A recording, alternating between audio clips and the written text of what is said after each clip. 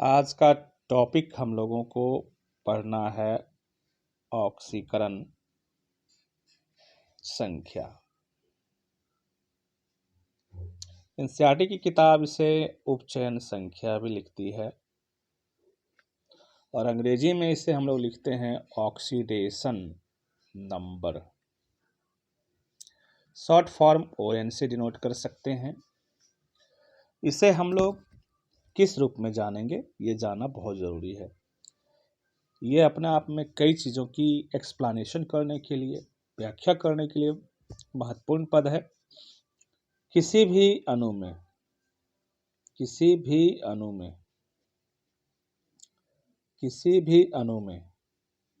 प्रत्येक परमाणु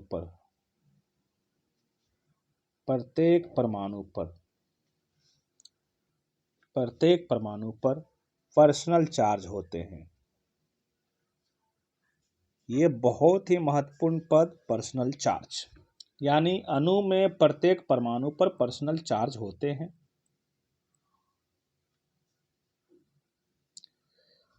वह पर्सनल चार्ज बोलिए या चार्ज ही उस परमाणु की ऑक्सीडेशन नंबर, ये है ऑक्सीडेशन नंबर, शॉर्ट में लिखा मैंने, ऑक्सीडेशन नंबर कहलाती है।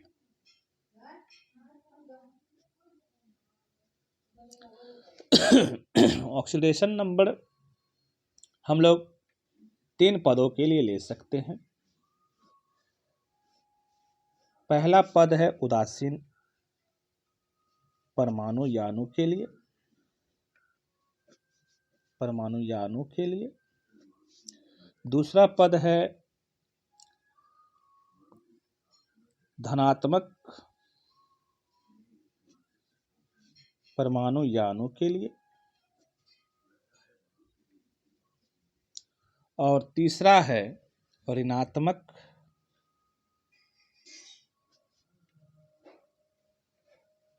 परमाणु या अणु के लिए। इसे हम धनायन बोल सकते हैं, इसे हम ऋणायन बोल सकते हैं।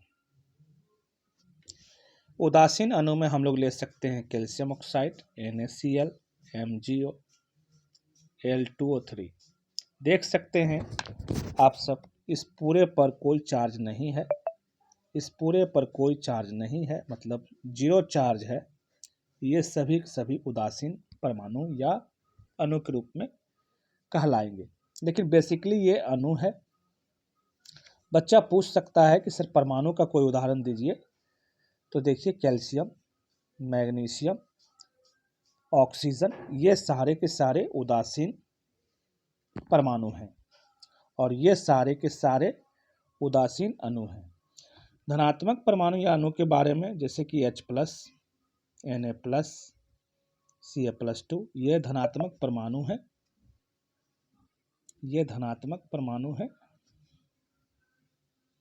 अगर धनात्मक अणु के रूप में बात करें तो इसे हम NH4+ बोल सकते हैं। इसी तरह हम लोग NO2+ बोल सकते हैं। ठीक इसी प्रकार ऋणायनिक परमाणु की बात करें Cl-, O-2, ये सब ऋणायनिक परमाणु हैं। एनायनिक एटम अंग्रेजी में इसे हम बोलते हैं। और अगर अणु की बात करें तो SO4-2, SO3-2, PO4-3, ये सारे हमने देखा कि ऑक्सीडेशन नंबर हम इतने पदों में जाके निकाल सकते हैं। ये डिपेंड करता है कि मेरा अणु किस टाइप का है। तो आज के इस फिगर में एक बात और हम लोग गौर कर लें। अगर मेरे पास उदासीन परमाणु या अणु है, उदासीन परमाणु या अणु की ऑक्सीडेशन नंबर कितना होती है, तो 0 होती है। ये ध्यान रखने की जरूरत है। जैसे कैल्शियम, ये उदासीन परमाणु है, इसकी ऑक्सीडेशन नंबर 0। मैग्नीशियम, इसकी ऑक्सीडेशन नंबर 0। अगर हम अणु की बात करें जैसे सल्फर 8, इसकी ऑक्सीडेशन नंबर भी 0, हाइड्रोजन भी अणु है, इसकी ऑक्सीडेशन नंबर भी 0, नाइट्रोजन भी अणु है, इसकी ऑक्सीडेशन नंबर भी 0। हम बोल सकते हैं मैग्नीशियम की ऑक्सीडेशन नंबर कितना है, 0 है। ठीक इसी प्रकार अगर उदासीन अणु हो, उसके लिए एग्जाम्पल हम लेते हैं जैसे कि कैल्शियम ऑक्साइड, पूरा उदासीन है, इसका -2, इसका +2, ये दोनों आपस में एक दूसरे को कैंसिल करके कितने के बराबर हो जाएंगे, 0 के बराबर। कैल्शियम की ऑक्सीडेशन नंबर कितना, +2, एंड ऑक्सीजन की ऑक्सीडेशन नंबर कितना, -2। ठीक इसी प्रकार और भी हम बहुत सारे परमाणुओं की व्यवस्था करते हैं, लेकिन वो अणु के रूप में जाए तो ज़्यादा अच्छा है। जैसे परीक्षा में अगर आ सकता है कि Na+ की ऑक्सीडेशन नंबर कितनी, तो याद रखेंगे जितना चार्ज होता है वही उसकी ऑक्सीडेशन नंबर होती है।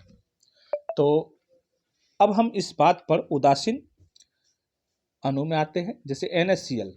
NaCl में हमसे कोई पूछे कि मुझे सोडियम और क्लोरीन की ऑक्सीडेशन नंबर कितनी है, ये मुझे कैलकुलेट कीजिए। तो NaCl ये 0 चार्ज उदासीन अणु है, ये -1, तो ये कितना, +1। तो हम लोगों को ये ध्यान रखना पड़ेगा कि सोडियम किस ग्रुप का मेंबर है। ये ग्रुप 1 का मेंबर है इसलिए +1, और ये ग्रुप 17 का मेंबर इसलिए -1। धातु के पद प्लस में जाते हैं, अधातु के पद माइनस में जाते हैं। सोडियम की ऑक्सीडेशन नंबर +1 और क्लोरीन की ऑक्सीडेशन नंबर कितना, -1। बहुत आसान सा टॉपिक। अब हम लोग आयन के पद में भी व्याख्या कर ले। आयन के पद में जैसे कि हम लोगों के पास क्वेश्चन रह सकता है SO4 - 2, ये अगर पद रहे और ये पद इस तरह का रहे, मेरे पास 2 एग्जाम्पल है जो ऋणायनिक या ऋणायन अणु है, ये भी सेम पद है। इसमें हमको कहता है सल्फर की ऑक्सीडेशन नंबर निकालें। तो शॉर्ट ट्रिक इसको निकालने का तरीका है, ऑक्सीजन का -2 होता है, -2 को 4 से मल्टीप्लाई किया -8, तो इसका कितना हो जाएगा, +6। तो +6 -8 बराबर कितना, -2, यानी सल्फर की ऑक्सीडेशन नंबर कितनी, +6, एंड ऑक्सीजन की ऑक्सीडेशन नंबर कितनी, -2।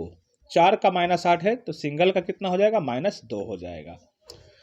अब बच्चे को ये पता होना चाहिए कि सर ये सब आप पुट कहाँ से करते हैं, तो आपको पता होना चाहिए ऑक्साइड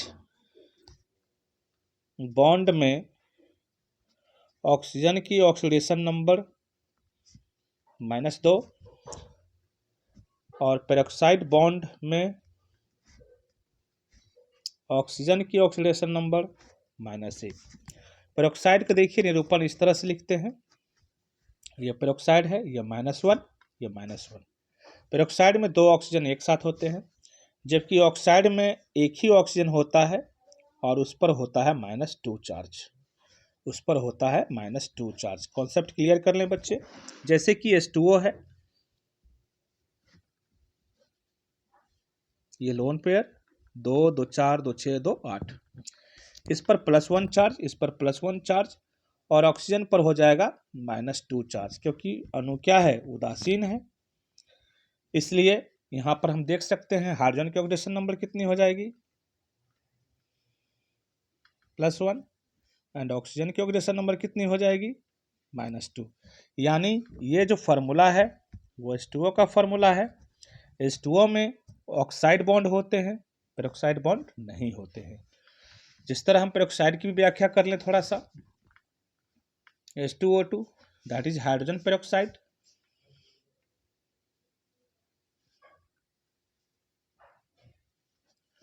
तो इसकी संरचना इस तरह हम बनाते हैं